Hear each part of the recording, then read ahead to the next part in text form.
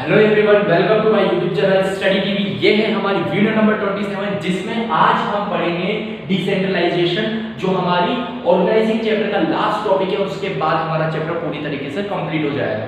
तो इस वीडियो को स्टार्ट करते हैं और हम पढ़ते हैं डिसेंट्रलाइजेशन के बारे में। डिसेंट्रलाइजेशन के बारे में हमको पढ़ने से पहले हम यहाँ पे देख सकते हैं कि जो डिसेंट्रलाइजेशन है वो दो पार्ट्स में डिवाइड किया गया है। पहला सेंट्रलाइज, दूसरा डिसेंट्रलाइज। सेंट्रलाइज को हम पहले समझते हैं, उसके बाद हम डिसेंट्रलाइज पे जाते हैं। सेंट्रलाइज का मतलब है कि एक ऐसी ऑर्गेनाइजेशन है, एक ऐसी ऑर्गेनाइजेशन जैसे कि रिलायंस कंपनी। रिलायंस कंपनी को सपोज करना है कि ऐसी ऑर्गेनाइजेशन जैसे कि रिलायंस कंपनी, उसके अंदर छोटा सा डिसीजन और बड़ा सा बड़ा डिसीजन कौन ले रहा है? बस मुकेश अंबानी ले रहा है, टॉप लेवल मैनेजमेंट ले रहा है। That is called as centralised organisation. उसको हम क्या कहेंगे? Centralised organisation. यानी कि हमारी ऑर्गेनाइजेशन का स्ट्रक्चर कैसा होता है? हायरार्की कैसी होती है? Top level management, middle level management and lower level management. तो यहाँ पर बात कर रखी है कि जितनी भी डिसीजन मेकिंग पावर है वो किसके पास है? बस टॉप लेवल मैनेजमेंट के पास है। उसको हम क्या कहेंगे? सेंट्रलाइज्ड ऑर्गेनाइजेशन कहेंगे। सेकेंड चीज आती है हमारी डिसेंट्रलाइज्ड ऑर्गेनाइजेशन।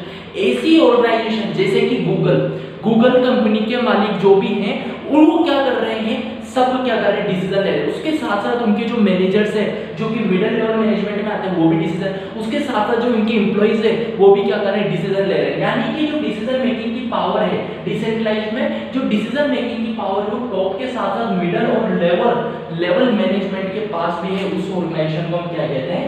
डिसेंट्रलाइज्ड ऑर्गेनाइजेशन कहते हैं। एक बार हम पढ़ लेते हैं थ्योरी।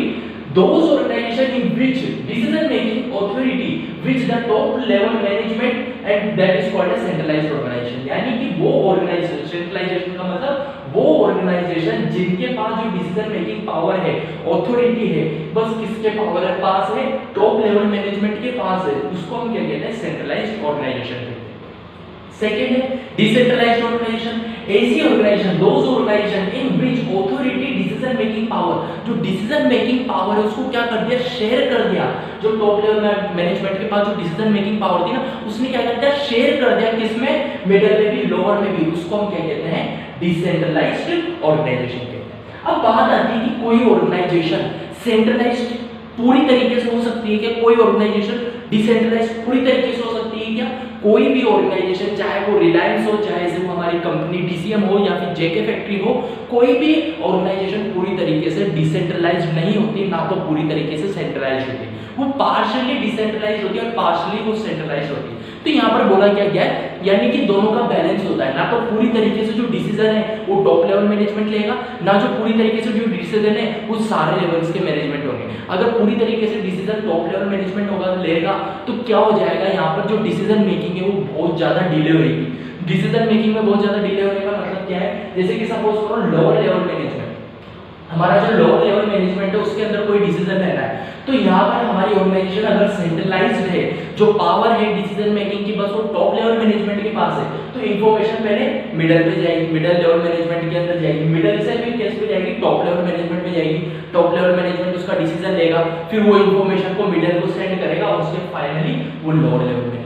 तो यहाँ पे आप देख सकते हैं कि जो प्रोसेस होगी डिसीजन मेकिंग की वो बहुत लेंथी होगी, जिससे बहुत सारा टाइम वेस्ट होएगा और हमारी ऑर्गेनाइजेशन के लिए सूटेबल नहीं। तो एक ऐसी ऑर्गेनाइजेशन जिसका पर्पस ये है कि भाई डिसीजन तो मैं ही लूंगा, चाहे से कितना भी लेट हो जाए डिसीजन, पर डिसीजन तो मैं ही लूंगा क्योंकि मुझे भरोसा नहीं है किस पे, तो वो ऑर्गेनाइजेशन सेंट्रलाइजेशन पॉलिसी को यूज कर सकती है। पर ऐसी ऑर्गेनाइजेशन जिसका पर्पस है कि भैया मेरे को तो परफॉर्मेंस बढ़ानी है, मेरे को तो वर्क परफॉर्मेंस बढ़ानी है, कि छोटा से छोटा डिसीजन होगा वो हर एक डिपार्टमेंट से हर एक एम्प्लॉय ले लेगा अपने हिसाब से, ताकि वो अपने डिसीजन को जल्दी अप्लाई करे और हमारे काम को कंप्लीट करे फास्ट। तो ऐसी ऑर्गेनाइजेशन जिसको कोई फर्क नहीं पड़ता कि डिसीजन कैसा लिया जा रहा है, तो उसको फर्क पड़ता है प्रोडक्टिविटी से, उसको फर्क पड़ता है कि जो काम है वो जल्दी हो जाए, कोई भी लेट नहीं हो, तो वो ऑर्गेनाइजेशन क्या करती है? डिसेंट्रलाइज्ड पॉलिसी को यूज करती है।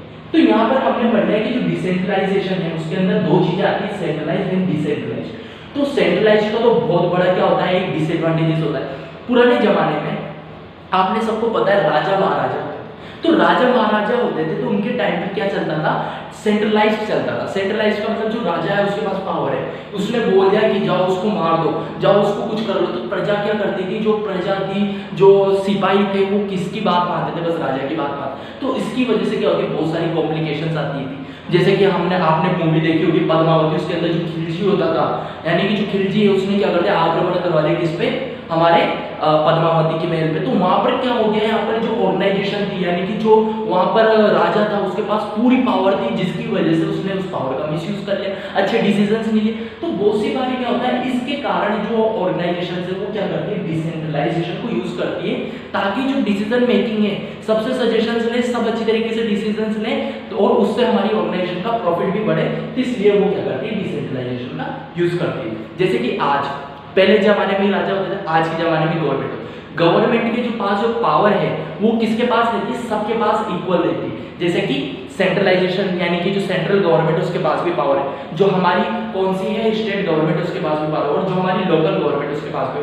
तो यहाँ पर क्या होता है, इस तरीके से शेयरिंग ऑफ पावर में क्या होता है, हमारा काम भी जल्दी होता है और सब लोग क्या होता है उसके अंदर इन्वॉल्व होते हैं, तो वो अच्छी तरीके से वर्क भी करते हैं। तो उन ऑर्गेनाइजेशन को हम क्या कहते हैं, डिसेंट्रलाइज्ड ऑर्गेनाइजेशन कहते हैं। अब हम पढ़ते हैं इंपोर्टेंस ऑफ डिसेंट्रलाइजेशन के बारे में। पहला इंपोर्टेंस आप देख सकते हैं कि डेवलपिंग इनिशिएटिव्स अमंग सबऑर्डिनेट।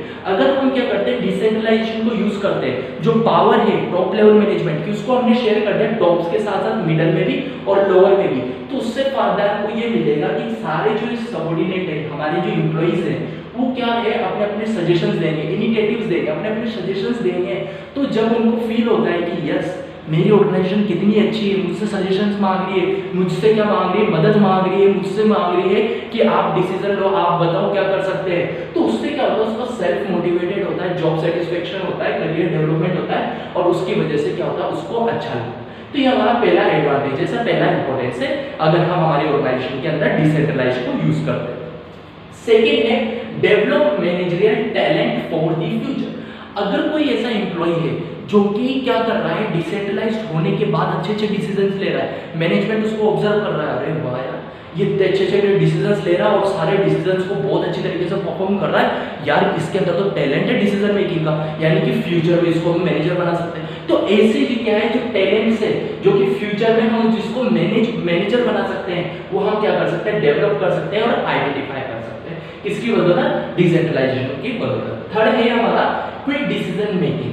जब हम क्या करते हैं, डिसेंट्रलाइजेशन का यूज करते हैं, जब लोअर लेवल मैनेजमेंट अपने डिसीजन खुद लेगा, जब मिडिल लेवल मैनेजमेंट अपने डिसीजन खुद लेगा, टॉप लेवल मैनेजमेंट तो खुद ले ही रहा है, तो यहाँ पे जब लोअर लेवल मैनेजमेंट को कोई डिसीजन लेना है, जल्दी लेना है, तो जो डिसेंट्रलाइजेशन अगर हमने पॉलिसी यूज कर रखी है, तो लोअर लेवल मैनेजमेंट को हमने अथॉरिटी दे रखी है कि आप आपके डिसीजन खुद ले सकते हैं। तो जब वो खुद की डिसीजन खुद लेंगे तो वो जल्दी लेंगे, तो जल्दी लेंगे, इसी को हम क्या बोल रहा है, क्विक डिसीजन मेकिंग वहां पर होगी।